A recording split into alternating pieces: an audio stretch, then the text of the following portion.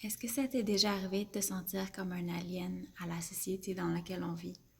Ça m'est arrivé tellement souvent, mais tu peux te rassurer parce que en fait, on vit dans un système qui est alien à notre véritable nature. On a été domestiqués.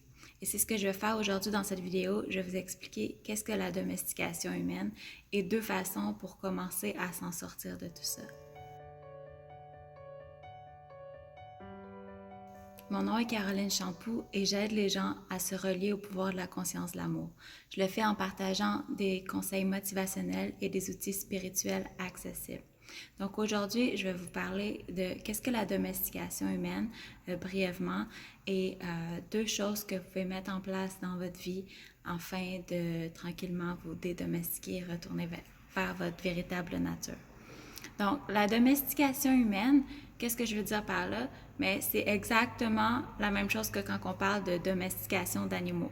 C'est qu'on les met dans un certain contexte, on les transforme et on les utilise euh, pour quelque chose, en fait. On les dénature.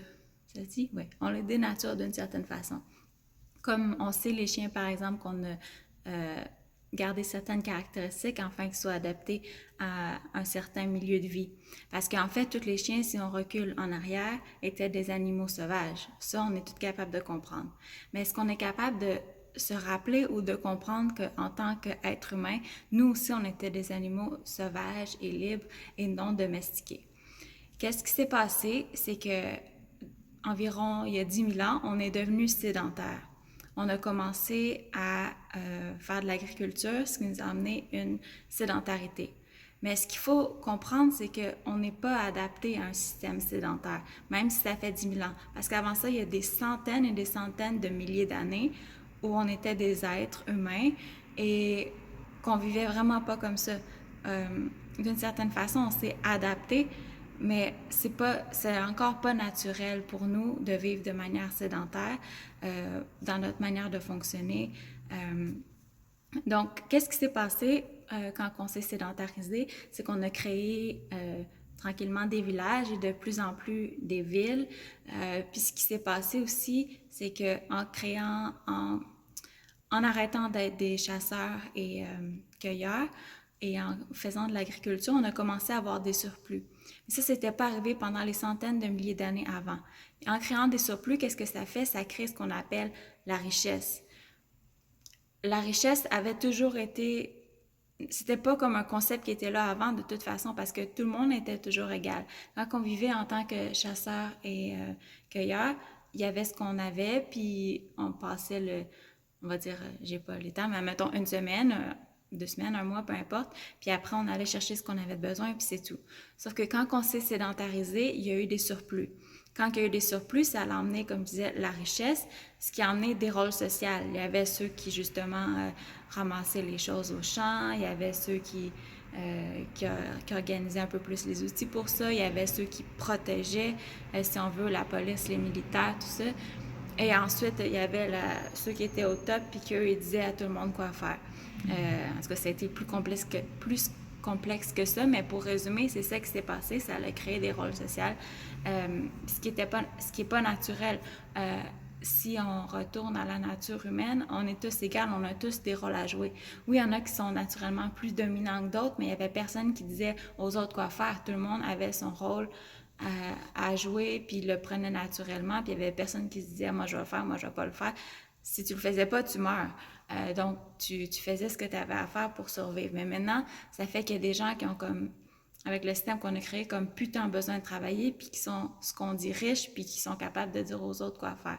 Tout ça parce que c'est parti du fait qu'on s'est sédentarisé, qu'on a commencé à créer des classes. En fait, on a créé des concepts vraiment tout à partir de notre tête, puis qu'on a imposé ça aux gens de génération en génération depuis maintenant environ 10 000 ans, ce qui donne le système vraiment, je vais pas dire le mot, mais stop, d'abord je vais dire ça, dans lequel on vit aujourd'hui puis qu'on n'est pas adapté du tout. Puis on le voit vraiment dans les pandémies qu'il y a en ce moment. Puis la plus grande pandémie qu'il y a en ce moment, je parle pas de celle qui commence par un C puis qui finit par un 19, je parle de celle qui commence par un D, la dépression. La dépression, le stress, tout ça qu'on vit en ce moment, c'est que on vit dans un monde qui est alien à notre vraie nature. On ne vit pas dans un monde où est-ce qu'il est naturel, où est-ce qu'on peut prendre de l'expansion, où est-ce qu'on peut mettre en place notre mission, à moins de gros efforts, de gros stress, puis qu'en fait, qui nous dénaturise encore plus. Donc, deux choses que je voudrais vous partager, que je crois vraiment qui peut nous aider en tant qu'être humain à retourner vers notre véritable nature.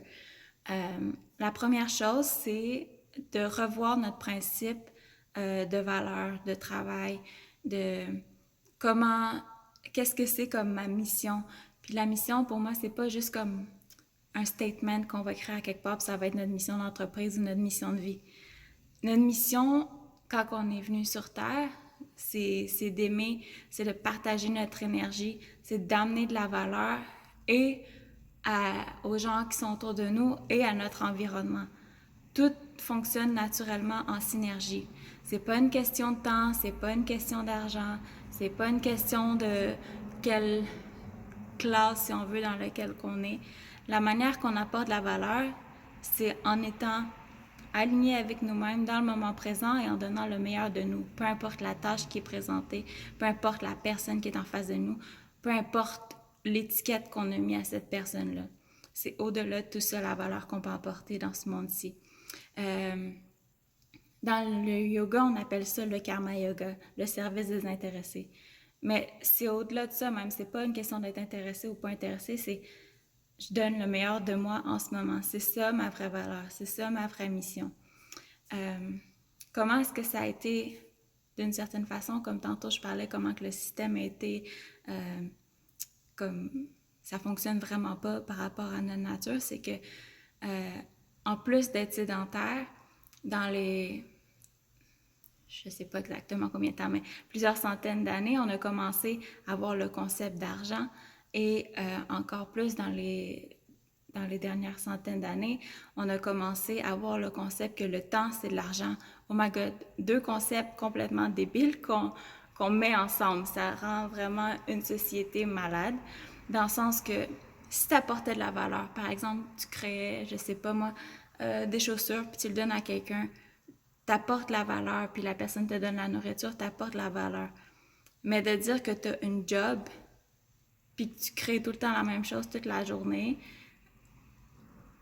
ça t'emmène de l'argent, mais est-ce que ça emmène vraiment de la valeur à quelqu'un ou ça fait fonctionner un système? Je crois que c'est vraiment quelque chose à se demander. Donc, je suis pas ici pour revoir tout le système, ça serait vraiment une grosse discussion à revoir, mais vraiment voir en ce moment comment dans vos vies vous pouvez être complètement présent, comment est-ce que vous pouvez donner de votre aide, donner de la valeur à ceux qui sont autour de vous. Ça peut être autant dans votre famille qu'avec vos amis. Ça peut être d'aller dans des organismes qui existent déjà et donner, pas en temps, juste allez-y et donnez de votre mieux. Quand vous rencontrez quelqu'un dans la rue, juste donnez de votre mieux.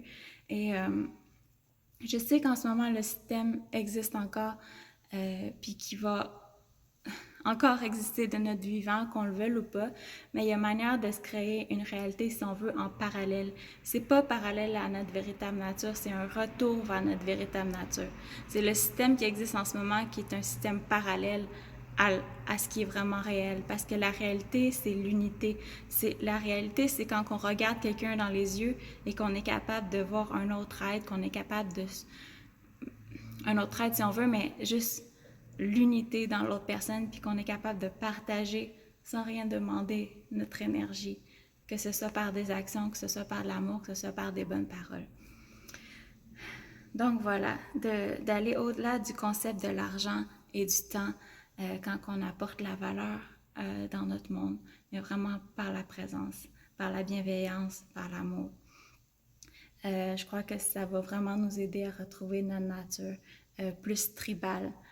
Parce que, comme je disais tantôt, on vivait en groupe avant, on vivait naturellement comme ça.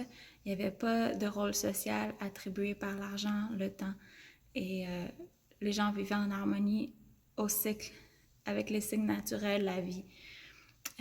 Deuxième chose, que je passais à mon deuxième point par rapport à comment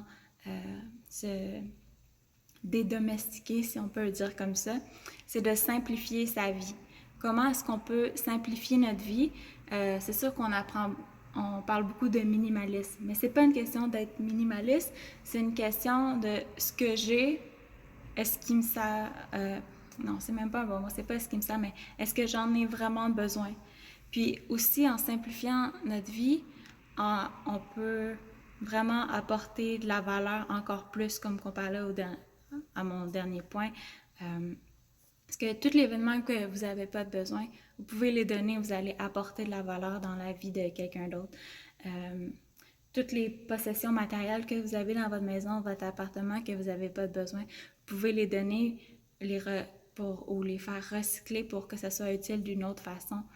Puis ça, c'est la manière matérielle, puis on entend déjà beaucoup parler, mais ça va au-delà de ça, simplifier sa vie. Simplifier, par exemple, ses groupes sociaux. Est-ce qu'on a besoin de faire partie de 35 clubs, puis d'être sur, je sais pas, 200 groupes sur Facebook?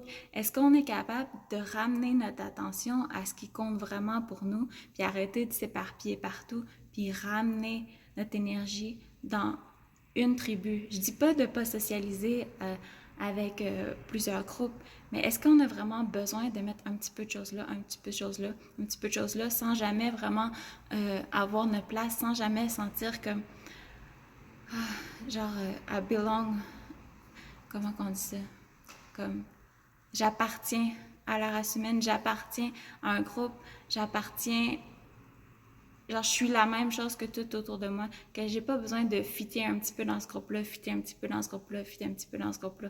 Mais vraiment juste sentir qu'on est ici, puis on n'a pas besoin d'avoir de raison, on n'a pas besoin de faire partie de 56 000 groupes pour avoir de la valeur, pour avoir une raison d'être. On est déjà tout ce qu'on a besoin d'être, puis c'est en étant pleinement présent. Et c'est pas possible d'être pleinement présent en faisant partie de 46 000 affaires.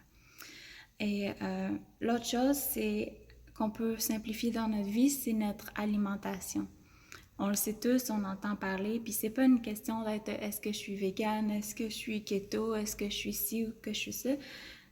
Ça aussi, on peut enlever les étiquettes puis voir notre alimentation. Est-ce que ça nous fait du bien? Est-ce que notre corps est capable de comprendre ce qu'il est en train d'ingérer? Est-ce que nos ancêtres seraient capables d'identifier ce qu'on est en train de manger? Est-ce que ça fait du sens? Parce que notre corps, oui, a une certaine intelligence, puis il va essayer de digérer puis de prendre l'énergie qu'il y a dans la nourriture, mais si c'est vraiment trop complexe, ça va juste créer comme de la confusion à l'intérieur de nous, puis ça va nous prendre encore plus d'énergie. Ça nous prend notre énergie au lieu de nous en donner, et c'est un cycle. Après l'énergie qu'on prend de la nature par l'alimentation, on la prend pour pouvoir redonner à la nature humaine, redonner à l'environnement, redonner à tout ce qui est autour de nous.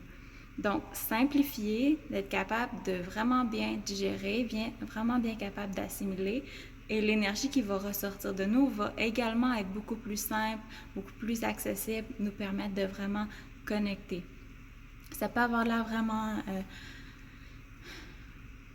peut-être que c'est encore difficile de faire la relation tout ça, mais voyez à quel point les jours où vous mangez simplement, que votre esprit est aligné et que justement, quand vous êtes aligné, quand vous êtes paisible, quand vous êtes calme, vous êtes capable de bien connecter avec les gens autour de vous, de bien respecter votre environnement. Donc, c'est ça, c'est vraiment simplifié. Et pour revenir à ce que je parlais au début de nos ancêtres qui vivaient il y a 10 000 ans, quand on était des chasseurs-cueilleurs, eux aussi, il n'y avait pas de surplus. Il n'y avait pas de surplus qui vivait dans le présent. Il n'y avait pas besoin de simplifier leur vie parce que la vie, il y avait juste ce qu'il y avait besoin, puis c'était correct comme ça. Chacun avait son rôle à jouer. Chacun se vivait en présence et en harmonie avec les autres. Donc voilà, j'espère que ça va pouvoir allumer quelques petites lumières puis vous aider à retourner vers votre véritable nature. C'est pas un chemin qui se fait du jour au lendemain. La société dans laquelle on vit va pas disparaître du jour au lendemain. Mais en fait, elle va jamais disparaître. On peut espérer que ce soit un chemin graduel qui va nous permettre de retourner vers notre véritable nature. C'est pas quelque chose qu'on peut demander des autres, mais c'est quelque chose qu'on peut voir si c'est aligné avec soi.